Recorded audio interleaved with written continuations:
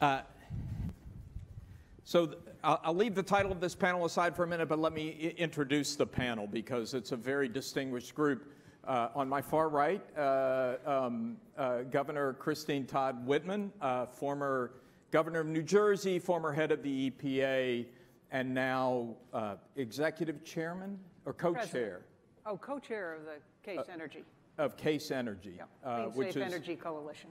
Which is promoting nuclear primarily. Dan Riker, who was an assistant secretary of energy in the Clinton administration and now runs the Center for Energy Policy at Stanford University, the Steyer-Taylor Center for Energy Policy at Stanford University.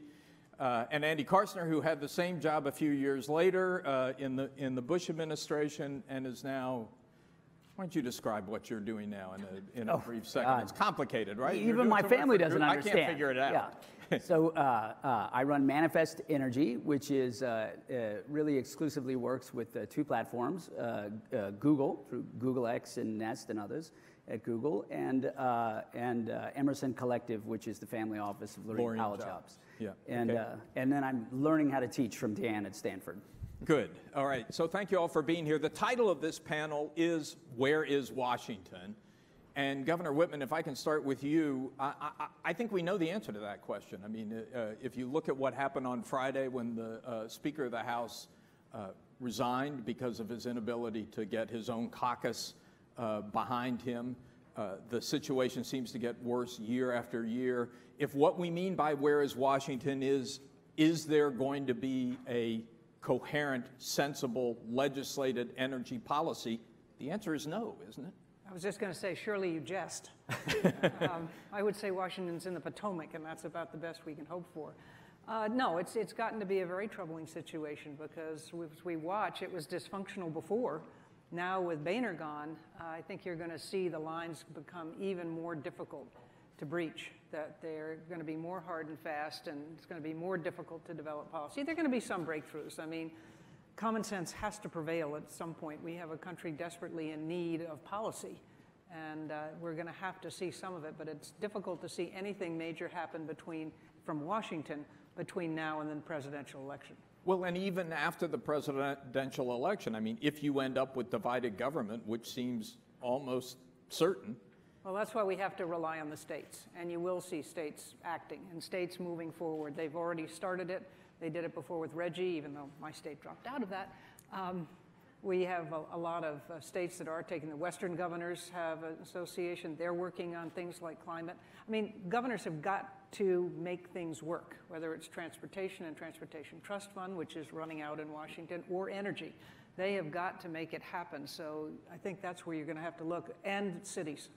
But Dan, is that realistic? I know you put out a report on this same point, what the states can do, but we're dealing with a global issue, can barely be dealt with a national issue. Can you really expect to make progress at the state level?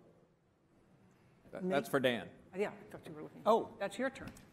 Absolutely, you can make progress, but before I get to that, let's not forget a couple of things that are actually still going on in Washington, despite the difficulties between the President and Congress, and that is the EPA's Clean Power Plan, the corporate average fuel economy, the CAFE standards, ratcheting up. There's a lot still happening, but it's not regulatory, but it's not happening on Capitol Hill, and it's not happening in any cooperative way between the Hill and the President. And as you just heard from the governor, the states are stepping out in a very fundamental way, and it's both red states and blue states and some purple states. So California, just a couple weeks ago, the legislature adopted a 50% renewable portfolio standard, and there's a 40% greenhouse gas emissions requirement that's in an executive order that both Schwarzenegger and Governor Brown signed off on in their administration. So, and that'll move a lot of activity at the state level. And as the governor said, implementing the Clean Power Plan is bringing a lot of states together around the country. So, yeah, not much happening in Washington in a legislative sense, but I remain mildly optimistic that we're going to continue to make progress in the power sector, in the transportation sector, and increasingly on the industrial side. You buy that, Andy? No, I'm not sure. I have such respect for Dan and Christy, but no, I'm not sure at all. Can you give me a show of hands of who is modifying their own business planning or business models around the clean power plan right now? There's a guy. Okay, couple of them. Over there. All right. So this is a big deal in Washington and policy world. This is huge. But for everybody who's actually out there sort of making money, investing, deploying technology, accelerating into the marketplace, this is a very large stimulus plan for lawyers for the next decade that generally doesn't impact most of what is occurring in real-time relevance to clean energy evolution. And so I think there is a lot going on in Washington, but a lot of it is just generally irrelevant. Well, wait, to meet the goals of this of these requirements, it's not an easy thing, is it? Yeah, and you got to get going, and there's incentive to get going early. So I guess I think there's more going on, certainly in the offices of the governor, certainly in each state EPA, and any company that needs to be careful about the next several years, they've got to be factoring in some decent probability. Unless they think, go ahead, I'm sorry. Well, some Governor decent Whitman. probability that's going to get through the courts. And I was just going to say that you see a lot of the major corporations are already doing things. They voluntarily benchmark their greenhouse gas emissions. They're reducing their water consumption, things like that, because it's good business. And they are saving money, and it's a way to distinguish themselves. And so you see some of that activity happening. You just saw that in North Carolina, they've said, well, if the lawsuit doesn't work, they're going to do more nuclear, and they're already starting to plan going down that road. There's a potential for that. There's a lot happening, and particularly for the multinationals that have to play in the big world. They know that the rest of the world is starting to put some real caps on carbon emissions and start to really affect their energy portfolio. And they have got to figure out how they meet that. So they're starting to look at their energy needs. They're starting to look at where do they get their energy. And you have all the companies that have committed now, the Fortune 500 companies, to eliminating their greenhouse gas. Well, Andy, I guess that gets back to the question I was asking, which is, if we don't ever have a legislated solution in Washington, if we don't have a price on carbon or a cap on carbon, is there enough going on to get us where we need to go without that? Oh, who knows? I don't think so. But I don't deny that a lot is happening. A ton is happening more than ever before. I just think this is a question, if you want to analyze it, of causation versus correlation. And there is clearly no causality link between what has been stirred up on a regulatory basis to actual emissions reductions. Washington is hoping that the puck skates to it so it can embrace it and make the world's largest, most expensive bumper sticker claiming credit and jumping in front of a parade that's already happening. But if it happens, if action by companies, if action by the states, perhaps with a prod from regulatory action, if it happens, it doesn't really matter who makes the bumper sticker, does it? I think it's a question of where you invest your energy. I think Washington should be doing a good policy and strategy. I don't think nuclear can get done without policy and strategy. I don't think you can get to the next generation of vehicle change. There's no accountability for what's going to happen with driverless cars or drones or Internet of Things because of the lag time. So the longer we feel good about policy by placebo from things that natural gas has already done and displaced for coal, the longer we're avoiding the future that we need to deal with leadership and policy. I have to disagree on the vehicle front. We're marching pretty smartly towards 54.5 miles per gallon by 2025. That was adopted. The industry signed up to it. Now the VW thing is going to put a little bit of a wrinkle in all that, but that's happening. The industry is going to go back to the table as is allowed under this, but lots and lots. And I think, and obviously what we haven't mentioned is we are on our way to Paris, and there's a decent chance that some significant things could happen there. Binding on U.S. companies? We'll see. With the agreements that the U.S. and China has reached, and the most recent one last week, and more happening in other nations. Will we get a final agreement? Will we reach what we're supposed to reach, which is some form of consensus? I don't know. But there's a lot of momentum. Well, but don't forget also how EPA was established. It didn't happen because Washington came up with this brilliant idea. They had a lot of other things on their plate. That was the time of, you had all the demonstrations to get the Vietnam War, you had race riots in the cities, you had the women's movement, all sorts of things going on. But it was the people who said, all right, enough already. We don't like turning our land into a garbage dump. We don't like having rivers spontaneously combust, and we don't like being told we can't go outside in summer days because of bad air quality. We're starting to see some of those things happen now. There have been a number of days where you couldn't go outside in different places in the country because of bad air quality.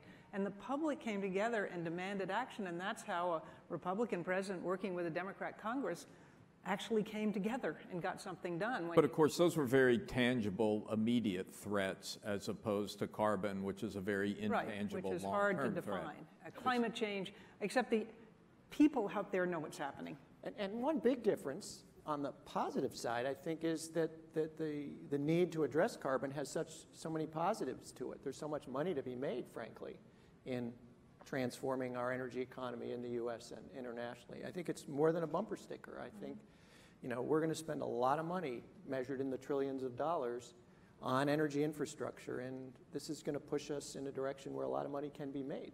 So how does this play out, Andy? So how do we get, if you think we need to have a sensible legislated energy policy and strategy, how do you get from here to there? You purge Congress. You have to come up with a different means. We're purging Congress, right. But I'm not sure it's getting us any closer to the solution you favor. You're saying, well, if you were king, what's the fantasy scenario? And I want to be clear with my friend Dan, who I agree with a lot of things on, including the statutes that we pushed through in the Bush administration that enabled this CAFE, which are all rules of successive regulatory promulgation. So that was set in negotiated motion. So that was set in motion through bipartisan policy. In fact, I think it was the last comprehensive bipartisan policy that the Congress had. I think it's been that long, 8 years since we've had a comprehensive anything with 2/3 of Congress voting for it. That set the CAFE. But to get to that CAFE jump, we had to incorporate batteries as a technology, electrification, drivetrains for the first time. That was not in the existing rules that we had then modified to enable electric vehicles to be counted so that we could get to these higher levels. Well, now it's the same. The technology is moving on. The vastness of availability of things that are being produced and deployed to market are not being accounted for in new rules. That was my point. Not that we're not pursuing the escalation at the right level, but that we're not getting ahead, skating to the puck for where the available technology is, right? So we're a little bit stuck, and then we stop and we sort of pat ourselves on the back and say, well, isn't this good? Look how much coal has fallen away. But that's already happened, right? You've got to be focused on the next thing. So in 2007, we were focused on LED lighting and getting rid of incandescents a decade out. We've got to be focused on what's a decade out now. And that's what I'm saying is insufficient. And I want to come back to some of the specifics, but Governor Whitman, I want to ask you first, how did we get in this mess? I mean, you say people are going to rise up and demand action. Oh, I hope they are. That's how in 1970 we got the Environmental Protection Agency. I don't know that we're going to get that kind of cohesion and message from. But you know that if you roll the clock back 8 years, we were at a moment where people thought, okay, everybody finally gets it. You had two candidates for the presidency, both of whom favored caps on carbon, John McCain and Barack Obama. You had an industry coalition, U.S. CAP, that had come together to push for it. There was a sense that, oh, this will happen.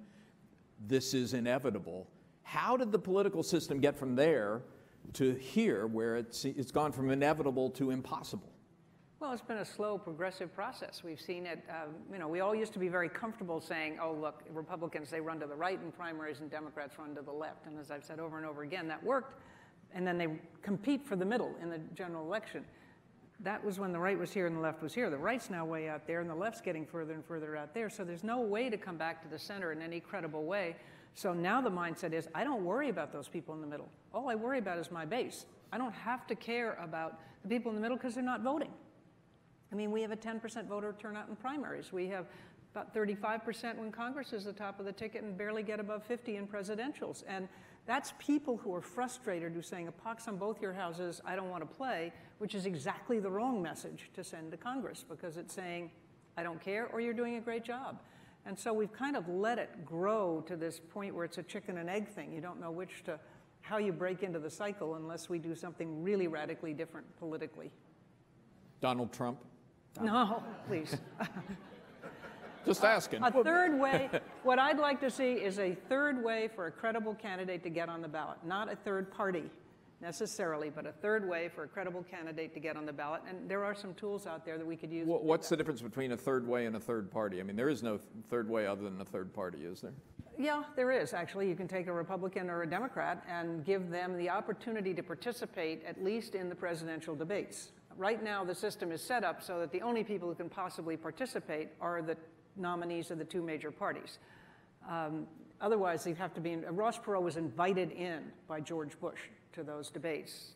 I think he rues that decision, but that was how he got in. Otherwise, he didn't qualify according to the Federal Election Commission. We can open that process. I know there is a former mayor of New York who would love to be invited in, but do you really think that's a reasonable possibility? I mean, I'm not talking about him in particular. I'm talking about anyone. Their Federal Election Commission is currently being nudged that way, and if they continue to say no, there'd be a lawsuit. But I don't know whether it'll get through. Whether it's technically or mechanically available or not, we fundamentally have somebody who is an avowed socialist, not insulting him, not a third-party appellation, a self-described socialist, who I can tell you is a fairly dour fellow, leading the Democratic Party in both states, and we have a bigoted, cartoonish, lout neo-fascist on the right side, and so it's really hard to argue with that. Is there room in the middle of the bell curve of this country for thinking people to pursue what the governor is calling for? Yes, mechanically, we need to find a way. We have a lame duck president. We have the Republican Party in open civil war, and so in that environment, the idea that we're going to get comprehensive frankly, Dan, that's the problem with this panel. This was set up as a debate, but there is no debate. You guys are all out. Wait. You're all out. All three of you are on the outside. I guess I'm the designated optimist here. Because he's originally from Vermont. No, I am from upstate New York, born and raised. But we're many months out from the November election in 2016. I maintain some hope that some sanity will prevail in our system, and we could end up with two decent candidates who might actually run on the issues. Meanwhile, and I guess I keep coming back to this, when it comes to things green in this country and internationally, there's a lot happening. Yeah, so let's focus on that. I mean, that actually, you have had enormous progress on wind, on solar, on renewable energy portfolios within certain states. How far can that take us, Andy? Look, I don't think this country has an energy problem. Right, we have a problem with some of the manifestation. Right, we have we have the lowest priced, most available source of energy in every categorical technology that you can talk about. Now, we price some of it out of the market, like nuclear, because we have too many soft costs, et cetera. But there is nothing that this country cannot avail, natural resource, and convert at a lower price more competitively than anywhere else. Beyond that, we are a tip of the spear leading the revolution in energy that is ultimately IP addressable, Wi-Fi connected, data streaming, and leading to a productivity revolution the world's never seen. So I have enormous. So you are an optimist. I am absolutely optimistic, just not about Washington. Well, but then let me be the pessimist for a second. What the heck? We do face a system. We do face some critical policy decisions, and I am not optimistic in this way that Congress has got to decide, is the production tax credit going to be reauthorized? Yes. Is the investment tax credit going to be The tax credits matter to the... Tax credits matter. When they're in place, the industry moves. When they're not in place, it falls apart. It's not a long haul, a smart way to be incentivizing these. We can't get there without the tax credits? Yes, we can. We can and we will. It'll be tough. I mean, we're solar at our farm. There's no way we could have afforded to have done it if it wasn't for the SREX program that was put in the state of New Jersey. I mean, all of those need that kind of stimulus and subsidy to help them get to the point where there's enough of them to drive down the cost so it's reasonable for the average person. But that's where, nuclear, you say, has been priced out. At least we have 5 new reactors currently being built. And when it's up and running, nuclear on a per kilowatt basis is the least expensive form of power. Can you make progress on the nuclear front without Washington? Yes. And do you feel you are? Because you can see the state regulatory bodies are the ones that are making a lot of these decisions. It can be done. It's going to be a lot better. And even if we don't bring any more nuclear into this country, you have over 100 currently either, well, 67 being built now around the world, but over 100 that are being planned or starting to go through their country's regulatory process. And the thing about that is, for every $1 billion that's invested in nuclear energy around the world, it accounts for some 5,000 to 10,000 jobs. Here in this country, we could take advantage of it, but that's going to be awfully tough without reauthorizing the EXIM Bank. I'm going to open it up for questions in just a minute, so please prepare to jump in here. But before I do, I just want to ask one thing. We just had this incredible week where the Pope has visited. I mean, people in Washington were in tears. John Boehner was in tears. He was wiping his eyes. A lot. He does cry a lot. But, you know, it was a very moving, emotional week. The Pope has great cred with conservatives on some issues. Does that change the political dynamic in any way? Perhaps with the population. I think the Pope was so credibly and legitimately presenting of himself and really humbled so many people that got to view that on major networks. Does it change the DNA of dysfunction in Washington? I mean, I will tell you, perhaps my most embarrassing association with a Republican was the jackass that refused to attend the Pope's joint session because he was going to refer to climate.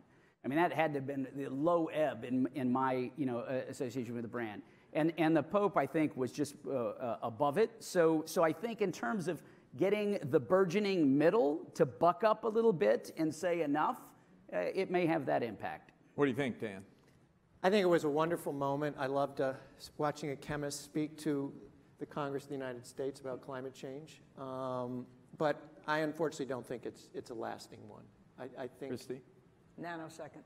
Nanosecond of everybody feeling good in Washington. I agree that maybe in the rest of the country, he has raised issues that people have kind of avoided or skated around. Well, now that you guys have painted the sunny picture for everyone, can we open it up and take questions or comments?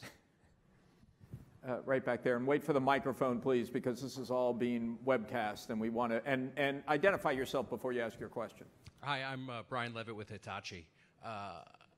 We've talked about states being sort of both laboratories and leaders on the energy front. My home state of New York and the New York REV process is an example of that. How can states, at a fundamental level, communicate with each other and learn from what's happening in these laboratories? Oh, they share a lot.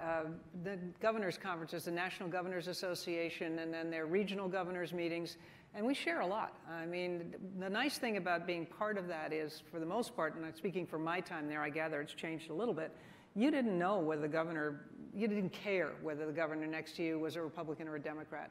You'd steal ideas all the time, and it didn't matter because you had to get things done, and so you shared problems, you shared solutions, you shared the issues. And that's how it happens. That's how you get a RGGI. That's how you get a Western Governors Conference. And you start seeing them adapting things. You don't take anybody else's idea wholesale because it usually doesn't work in your state exactly the way it works in their state. But you take the good ideas and you work them out so it makes sense for you and for the people you serve. Other questions, comments? Right back here, please. And wait for the microphone. Hi, Derek Kirkland, a fellow at the Kennedy School. Question, I think, for Andy, but also for Dan. How do you see the role of federal research, R&D programs at the DOE and elsewhere in the government in light of the expected change in technologies? It seems there's a pretty substantial budget fight to be had about those programs. And I'm curious how you see public versus private sector research, and how importantly, in the various different tools to fight climate change, you would see federally sponsored research. Well, my philosophy on this is quite public and on the record. I generally view it to be the case that the government should perform and perform well those things that the government is an indispensable player or the only player that it enrolls it can perform. and research and development certainly fits that bill. So I don't think we spend enough. I don't think we always spend it well. There's been great bipartisan, to see Center for American Progress and Heritage cooperate on a document for reforming our national laboratory system is the kind of thing that needs to be taken very seriously. But we need to spend more, and we need to spend it better. And it's one of those things that is indispensable to this country's security and competitive posture. And I'd just add, the more that the private sector and the public sector can get together and agree on that. Bill Gates has made some statements recently to that effect. I think R&D in and of itself is relatively bipartisan. When you move further downstream from there, from research and development to demonstration programs to deployment programs, that's where it gets a lot more partisan and a lot more complicated. But we got a lot of competition out there with other countries on the planet, and I think we proceed at our peril if we really start pulling these dollars. We should be headed the other direction. Others?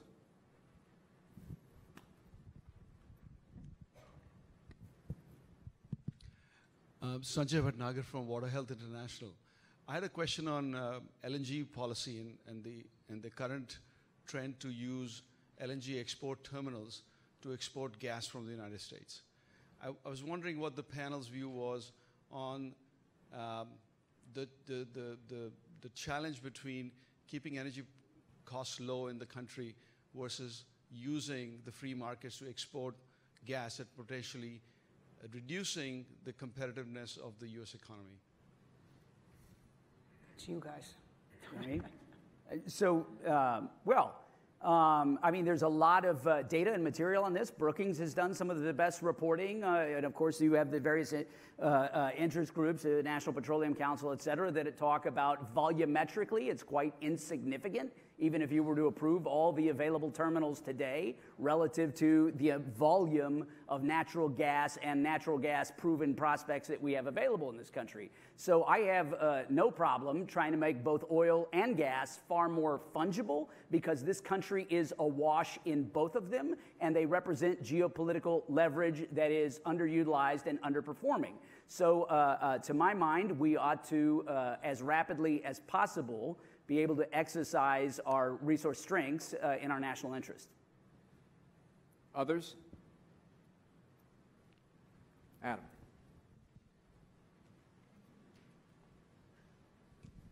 Thank you. Adam Lashinsky with Fortune Magazine. Self-driving cars, and to a lesser extent ride-sharing companies, are an environmental topic. Can you give us a crystal ball of how, if at all, Washington will approach that from a regulatory perspective?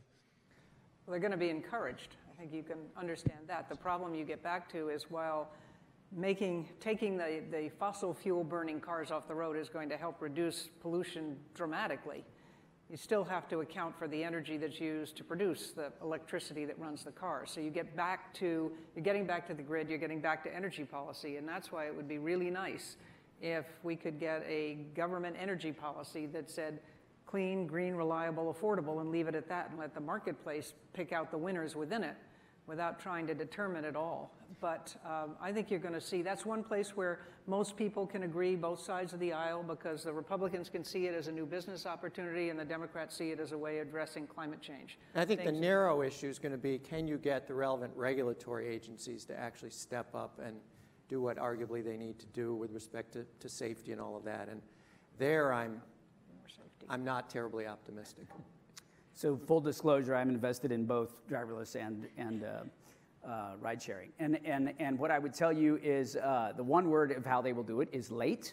And the standard Washington maxim will apply. They will do nothing for a long time and then overreact. And when they do overreact, they will not be outcomes based on what is in the best interest. They will be interest based on why are the bus drivers complaining that they're losing riders to all of this hyper efficient iPhone led. And so Uber is a good analog, and so if you can take the microcosm of Uber battles on a city-by-city basis and say who has the medallions and who's getting paid what in what party, you'll find a very similar analog to the pathway that is likely to be plowed by both driverless and rideshare. Anyone The have thing a I last? worry about is the transition period. I just keep envisioning the average age of cars on our highways today is about 10 years, 10 to 12 years old. So you have people driving the old cars. You have people who, in front of them, who are driving a new car that has this ability to stop if someone ever cuts in front of you. It immediately slows down. I just foresee a whole lot the guy of rear behind end. you doesn't. Yeah. Yeah, and he doesn't in the back and is not paying attention. There are going to be a lot of rear end collisions, I'm afraid. And then add a Boston snowstorm to that. All right, well, thank you for getting us off to a very encouraging start here at Brainstorming. It's a great panel. Let's give them a round of applause. Thanks. Thanks, John. Always a pleasure. Thank you, guys.